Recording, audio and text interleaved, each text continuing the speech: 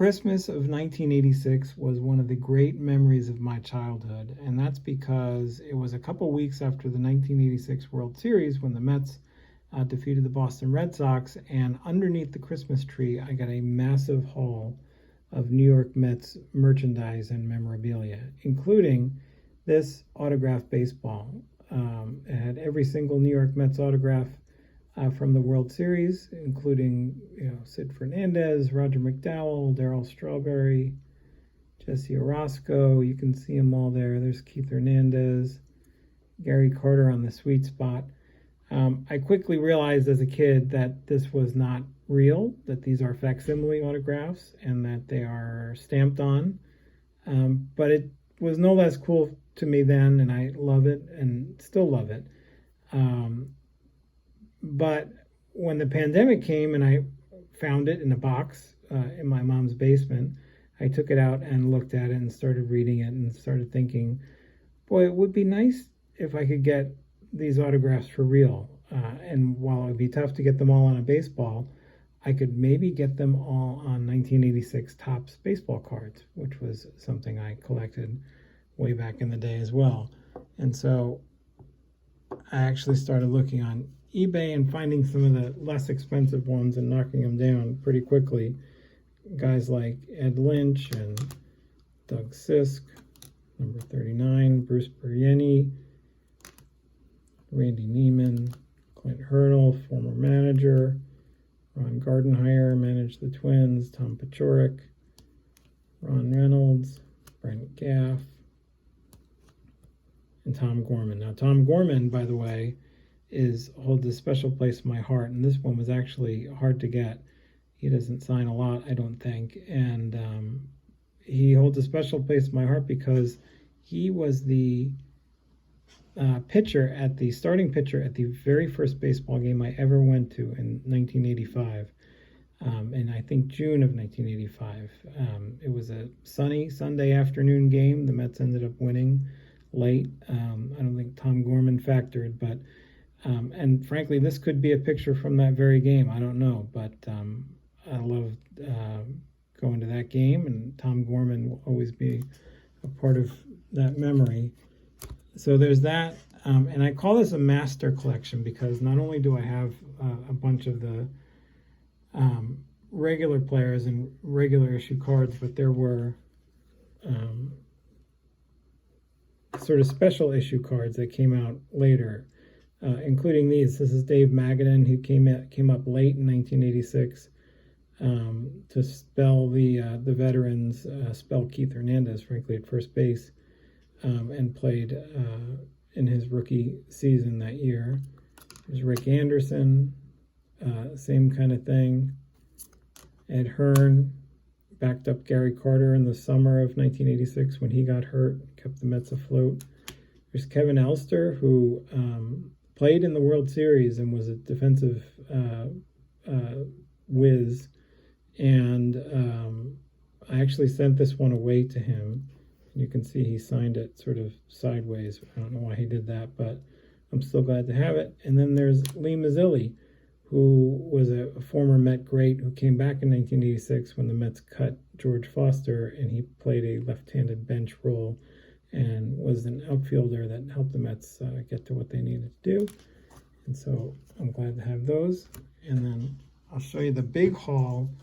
This is the big frame of the big main section of the Mets roster that you're going to recognize a lot of these players.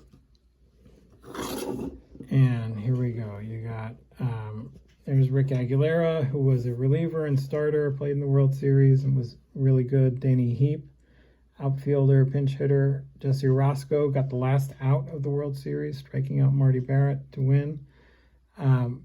Roger McDowell, the right-handed reliever who is the other closer for the Mets.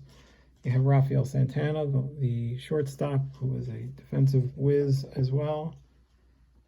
Timmy Tuffle, who came over in a trade in 1986. It's a traded card. Howard Johnson. Kevin Mitchell, who was huge in that Game 6 rally. Ray Knight, who won the MVP of the World Series. Lenny Dykstra, the spark plug. Let's see. Mookie Wilson, who we all know the role he played in the 1986 World Series, hustling his ass off down the line. Wally Backman, a great spark plug for the Mets. This is my Keith Hernandez card. I sent this to Keith, and he sent it back. And this is one of my favorite autographs. Such a beautiful cursive style, and I love the angle he put it at. It fits with the glove, right in between the glove and his face. I just love this card. This is my Gary Carter autograph. These are really hard to find because Gary is no longer with us. And most people who have them are like me. They want to collect them and keep them and put them in frames and put them away. So I was really excited to get a hold of this one. There's Darryl Strawberry, another huge part of the 86 Mets. You got El Cid, number 50, kid from Hawaii. You got Ron Darling, who's now an announcer and is still a Met great. This is my Dwight Gooden. He was my favorite player growing up, and so I was really happy to get this card. This card, it's a little bit nicer autograph than the normal ones, the ones that he puts out now that are sort of hastily done and not as nice as this one, so I'm glad to have that. Then you have, there's Davey Johnson, of course, the manager, and Bobby Ojeda, who played a huge role as the lefty starter for the Mets in the World Series. And he came over from the Boston Red Sox in a trade that worked out really well for the Mets and really poorly for the Red Sox. And I'll show you one of the reasons I consider this a master set is not only do I have that Bobby Ojeda card, but I also have, this is John Christensen. And John Christensen is one of the players that the Mets traded for Bobby Ojeda. And the other player the Mets traded for Bobby Ojeda was this guy, Calvin Schiraldi. And Calvin Schiraldi played a huge role melting down in the Boston Red Sox bullpen that helped the Mets pull ahead and win in 1986. So, sorry, Calvin. And speaking of Red Sox pitchers, this was the guy on the mound in Game 6 who threw that wild pitch and who gave up that ground ball to Mookie, who will sort of go down in infamy. And speaking of ground balls, this is the guy we all remember, the ground ball going through his legs. Bill Buckner, who had a great MLB career in his own right. I'm thrilled to have this autograph. He's no longer with us, so this is a tough card to get. And then there's one last player. So this is Tom Terrific, New York Mets icon, the greatest Met there ever was, who ironically was in a Boston Red Sox uniform when the Mets won the World Series in 1986 in the Red Sox dugout. He had signed with the Red Sox earlier that year. He was not on the active roster, but he was in the dugout for the Red Sox. And this is a turn back the clock card, a 10-year anniversary card of his 1976 Topps card. And since this is a master collection, you gotta have this card autographed if it's a master collection. Can I say master collection again? But this is, I love this card. Tom is obviously no longer with us as well, and so there aren't any more of these being signed. And I'm thrilled to have that, the greatest Met ever, who was in the Red Sox dugout in the 86 World Series. So there's that. And let me just say since this is a master collection, this is the 86 Topps Mets leader card, Mookie Wilson. You've got a Record Breakers card, Keith Hernandez, autographed. Dwight Gooden had his Record Breakers card, 20-game winner. And then you have all your All-Star cards. Dwight Gooden, another version of his autograph that's really well spelled out. Gary Carter, this is another tough card. And then Keith Hernandez from an Archives buyback card, which is cool. It's sealed in that one touch. Now, there are a couple of cards that I still need and to fill out this master collection. So if you're watching and you have one of these laying around or know somebody that does, there is a Rusty Staub 1986 Topps card. This is the 1985 version in my hand, but I'm still looking for Rusty's 1986 Topps card autographed. He did not play for the 86 Mets, but they made a card. So if you see that, let me know. Rusty is obviously no longer with us, but he's a Met legend, and it'd be really great to have his card. And then the last one is this guy.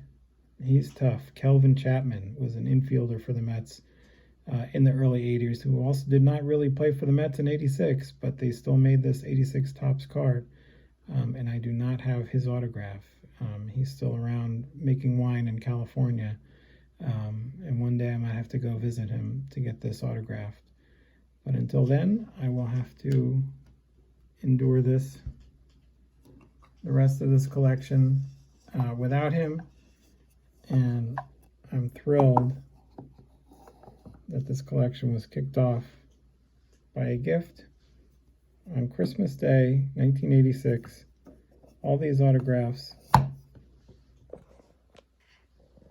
in real life from real people signing real cards, as opposed to the facsimile gift that my parents, by way of Santa Claus, gave me in 1986. So that's it for my 1986 master collection of 1986 Topps Mets autographs. Thank you.